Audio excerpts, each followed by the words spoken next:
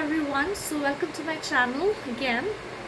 Today I will be discussing about feminist narrative once again, but today's topic will focus upon feminist narrative on the parlance of ontology, feminist ontology.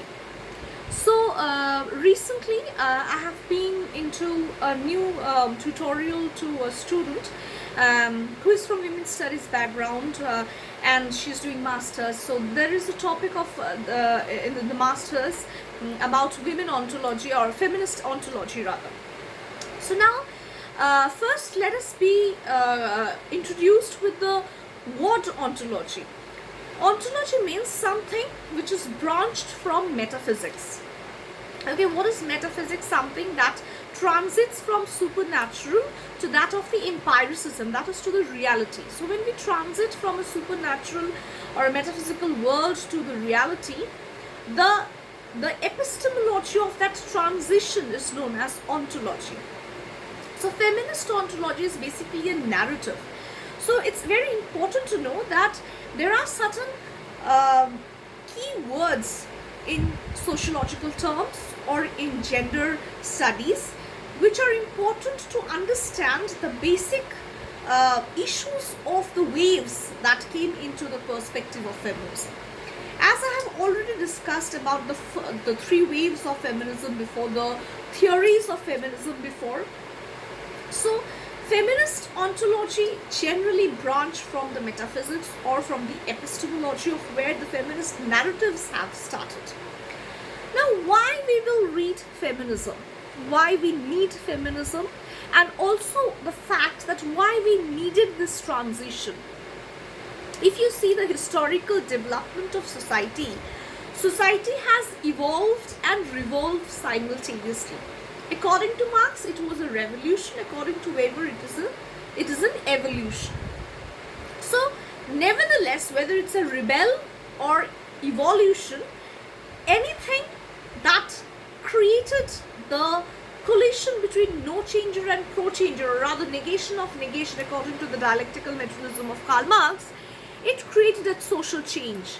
Just like that, during the time of polyamorous society, when women were equivalently being participant of the production process, economical production process, when they branched into motherhood, their earnings started to get redundant because of the fact that the maternity period, when the body doesn't accept the privilege of working hard to exert physical pressure rather, there comes the ontology. What is that? Feminist narrative talks about body.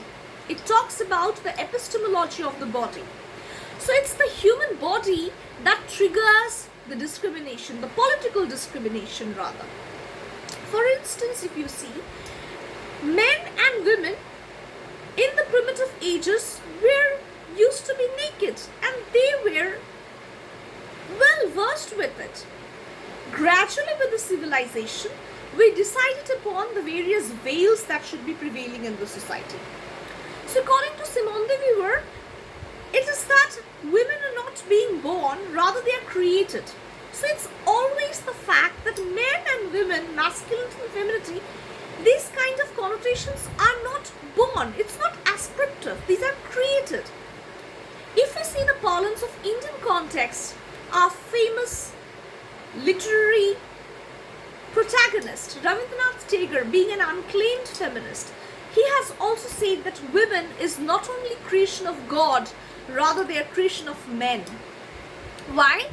Because as if women is an illusion, or rather is an opium of the men, or what we can call that it is as an assumption. So women is kind of a hypothetical word which is an assumption, and because the various characterization of women and femininity is what assumptuous and hypothetical. That's the reason why the feminist narrative and ontology comes into action. We have various theorists. I have also always talked about functionalist theories and conflict theories and critical theories.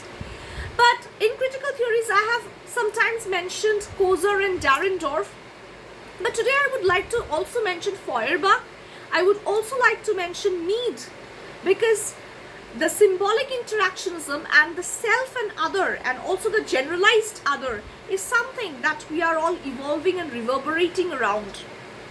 Most importantly, we need to connotate Charles Horton Cooley, who talked about looking glass self theory. What is that? Whether I'm a man or a woman, what we do, why we look into the mirror. We can't see ourselves. Why do I need to put lipstick and why do I need to put makeup to come in front of the camera? Because I want to know how you are looking at me, how the other person looking at me, whether I am being judged as good looking or bad looking or whatever it is. So looking glass self theory is what? We are looking through the eyes of the others. Because itself, we can't see ourselves. So the narrative lies empty, vacant, emptiness, like zero. Zero has no value unless it rests after any numerical digit. So if it's only zero, it doesn't hold value. But if it's after the numerical digits, after 1, 2, 3, or if it is of number of zeros, it will create the valuation which could measure the infinity. Thereafter, feminism, feminist ontology has three connotations. One, it is a refrain assumption from the metaphysics. Secondly, it's an epistemological consideration of women and her assumptuous self of body. And lastly, it's the narrative that creates the transition from the period of metaphysics to that of the empiricism. These are the 3 points that will make you score marks. If question comes, what is feminist narrative or what is feminist ontology all about? So that's a very short video about the basic idea of feminist narrative and ontology. If you like it, please subscribe my channel, share the video, and also relate these videos to your answers to score marks, because I being very specific of what can score you marks from all the writings, only the points that catch the eyes of the teachers, because checking plenty of the papers make them also haphazard of the words, and they are looking for the basic centralization or decentralization or deconstructions of the emphasized and eulogized connotations that are required to write in the paper. So be very specific about the topics that you're reading, you're writing, and only the points that are important to mention and to explain or enunciate what the question is asking you to answer. That's all for this today. Thank you so much for watching. I hope you like this video. Please like and share. Thank you.